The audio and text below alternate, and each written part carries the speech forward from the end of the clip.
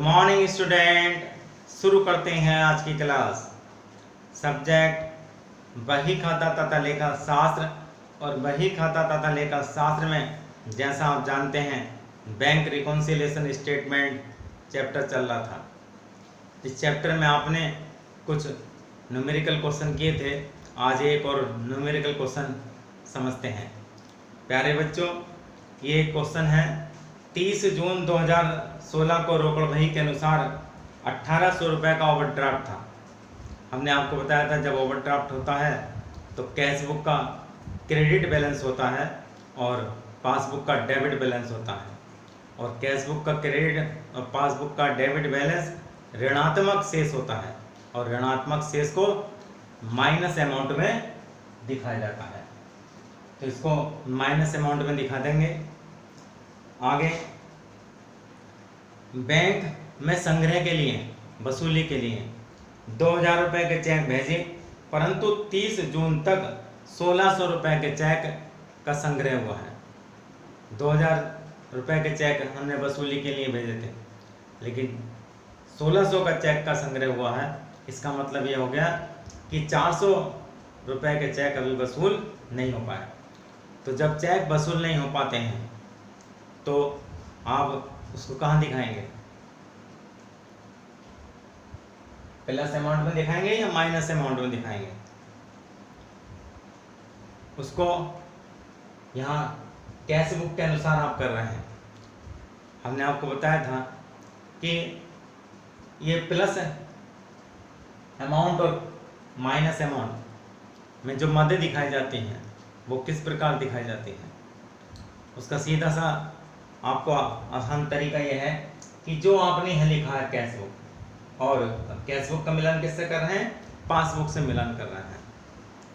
तो यहाँ उन मदों को हमें प्लस अमाउंट में दिखाना है और उन मदों को हमें माइनस में दिखाना है।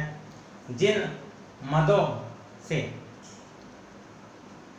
कैश बुक का शेष अगर घटता है, पासबुक का शेष बढ़ता है और कैश बुक का घटता है, तो क्या करते हैं? उनको प्लस अमाउंट में दिखाते हैं।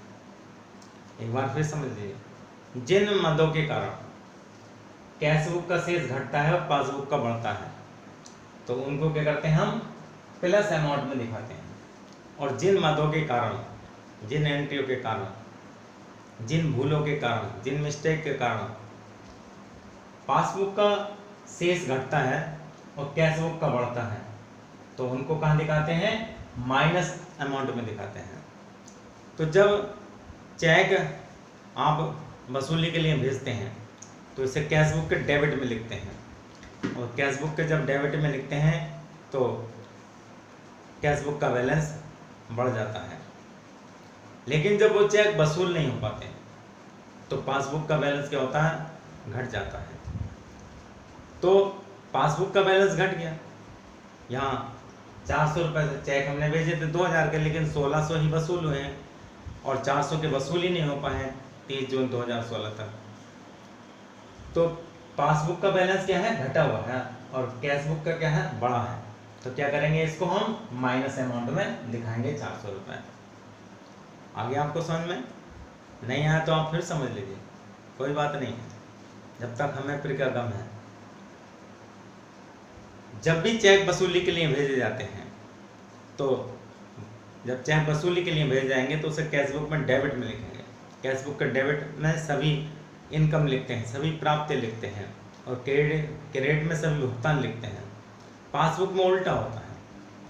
पासबुक के जो डेबिट में है वो सभी भुगतान लिखे होते हैं और क्रेडिट में सभी प्राप्ति लिखी होती है। तो इसको हमने कैश बुक के डेबिट में लिख दिया, लेकिन बैंक में वसूल नहीं हुआ। जब बैंक में वसूल नहीं होगा तो पासबुक में क्रेडिट नहीं होगा। तो ये 400 रुपये के चेक के पासबुक में क्रेडिट नहीं हुए, मतलब पासबुक का बैलेंस नहीं बढ़ा और कैश बुक का बैलेंस बढ़ा हुआ है। तो इस प्रकार इसको क्या दिखाएंगे? माइनस में दिखाएंगे। अगर हम इसको पासबुक के अनुसार कर रहे होते हैं तो फिर पासबुक के अनुसार देखते, तो इसको कहाँ दिखाते हैं? फिर प्लस अमाउंट में दिखाते हैं। आगे बात समझ में? दूसरा दे रखा है पासबुक में ओवरड्राफ्ट पर ब्याज 100 रुपये, ओवरड्राफ्ट पर ब्याज खर्चा होता है और बैंक चार्ज करता है इसको। तो पासबुक में डेबिट कर दिया गया, पासबुक के डेबिट में क्या होता है, खर्चे होते हैं, भुगतान होते हैं, और कैशबुक में क्रेडिट नहीं हुआ। तो बैंक ने ये चार्ज करा है, बैंक ओवरड्राफ्ट एंड इंटरेस्ट, तो इसको क्या करेंगे, पासबुक का बैलेंस कम हो गया है और कैशबुक का अधिक है, तो इसको भी कहाँ दिखाएंगे, माइनस अमाउंट में दिखाएंगे 100 रुपये। 600 रुपये पासबुक के गलत नाम डेबिट किए गए, पासबुक के डेबिट में 600 रुपये गलत डेबिट कर दिए हो। जब पासबुक के डेबिट में गलत डेबिट कर देंगे तो पासबुक का बैलेंस क्या हो जाएगा, कम हो जाएगा, शेष उसका कम हो जाएगा और कैशबुक का अधिक हो जाएगा। जब कैशबुक का अधिक है तो क्या करेंगे, इसको भी हम माइनस अमाउंट में दिखाएंगे, wrong amount debited in passbook 600 रुपये। आगे क्या, 5000 के चेक निर्गमित किए और 30 जून 2016 तक भुगतान के लिए प्रस्तुत नहीं किए गए। चेक निर्गमित करना मतलब हम चेक दे देते हैं कस्टमर को अपने, और जिन व्यक्ति को हम चेक देते हैं भुगतान के लिए, तो आप क्या करते हैं, हम कैशबुक में क्रेडिट में लिख लेते हैं।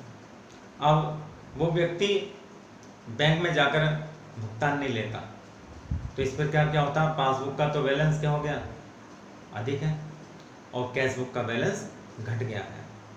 जब कैशबुक का बैलेंस पासबुक के मुकाबले घट गया तो क्या करेंगे, उसको प्लस अमाउंट में दिखाएंगे। तो लिख देंगे check issued but not presented for payment 5000 होता है। आगे कहाँ है, बैंक भी है 40 रुपये का खर्चा बैंक ने चार्ज किया है, और बैंक एक्सपेंसेस पासबुक में डेबिट है, कैशबुक में क्रेडिट नहीं हुआ, तो कैशबुक का बैलेंस अधिक है, पासबुक का कम हो गया है। तो क्या करेंगे, इसको भी माइनस अमाउंट में दिखाएंगे और लिख देंगे bank charge debit in passbook 40 रुपये। 800 रुपये का एक चेक निर्गमित किया और इसका भुगतान भी बैंक से हो गया, चेक हमने काट के दिया और इसका भुगतान भी बैंक से हो गया। उसे रोकड़ बही में नहीं लिखा, आपने चेक दे दिया व्यापारी ने और उसको कैशबुक के क्रेडिट में लिखना चाहिए था, नहीं लिखा, तो कैशबुक का बैलेंस क्या हो गया, अधिक है, और बैंक से भुगतान हो गया, इसका मतलब पासबुक में वो डेबिट हो गया। तो जब भुगतान हो गया तो पासबुक का बैलेंस क्या होगा, कम हो गया, और कैशबुक का बढ़ा हुआ है, तो क्या करेंगे, उसको माइनस अमाउंट में लिख देंगे। Check issued but not credit in cashbook 800 रुपये। और कोई आइटम है नहीं, आपसे बैंक रिकॉन्सिलिएशन बनाने दिए कहा था, तो ये आपका बैंक रिकॉन्सिलिएशन आपका बन गया। अब क्या करेंगे, आप इसका टोटल कर लेंगे और प्लस अमाउंट का टोटल आता है 5000 और माइनस अमाउंट का टोटल आता है 3740 रुपये। प्लस अमाउंट का टोटल अधिक है और माइनस अमाउंट का टोटल कम है, तो बैलेंस कौन सा होगा, डेबिट बैलेंस होगा या क्रेडिट बैलेंस होगा। प्लस अमाउंट का जब अधिक होगा और माइनस का कम होगा, तो ये जो प्लस अमाउंट का ज़्यादा है, तो ये कौन सा बैलेंस होगा, ये पासबुक का क्रेडिट बैलेंस होगा, डेबिट बैलेंस नहीं होगा, पासबुक का क्रेडिट, क्योंकि कैशबुक का उल्टा होता है पासबुक का बैलेंस। तो आपने लिखा था ऊपर CR बैलेंस ब्रैकेट में ओवरड्राफ्ट एज पर कैशबुक, अब यहाँ DR बैलेंस ब्रैकेट में ओवरड्राफ्ट एज पर पासबुक नहीं लिखेंगे, क्योंकि यहाँ प्लस अमाउंट का टोटल अधिक है। अगर प्लस अमाउंट का टोटल अधिक नहीं होता तब ये पासबुक का ओवरड्राफ्ट होता और लिखा जाता DR balance as per passbook. एक बार फिर समझ लीजिए, अगर ये प्लस अमाउंट का टोटल अधिक नहीं होता, माइनस अमाउंट का अधिक होता, क्योंकि ओवरड्राफ्ट की दशा में माइनस अमाउंट का टोटल अधिक होता है, तो फिर ये यहाँ CR बैलेंस लिखा, यहाँ DR बैलेंस लिखते और ब्रैकेट में लिखते ओवरड्राफ्ट एज पर पासबुक। लेकिन प्लस अमाउंट का टोटल अधिक है और माइनस अमाउंट का टोटल कम है। तो ये अब ओवरड्राफ्ट नहीं है, क्या लिखेंगे यहाँ, CR balance as per passbook लिखेंगे 1260 रुपये। इस क्वेश्चन को हम दूसरे तरीके से भी कर सकते हैं। पहले ये प्लस अमाउंट और माइनस अमाउंट नहीं लिखेंगे, केवल अमाउंट लिख लेंगे और इसको CR balance as per cash book लिख देंगे और जो ऐड वाले आइटम है पहले उनको जोड़ लेंगे और लेस वाले आइटम घटा देंगे। इस प्रकार भी बैंक रिकॉन्सिलिएशन स्टेटमेंट बन सकता है। तो उम्मीद करते हैं प्यारे बच्चों ये क्वेश्चन आपको अच्छी तरह से समझ में आ गया होगा। अगर कोई बात आपके समझ में नहीं आई है तो आप कमेंट में लिख सकते हैं और हम कोशिश करेंगे आपकी हर समस्या का समाधान करने की। धन्यवाद।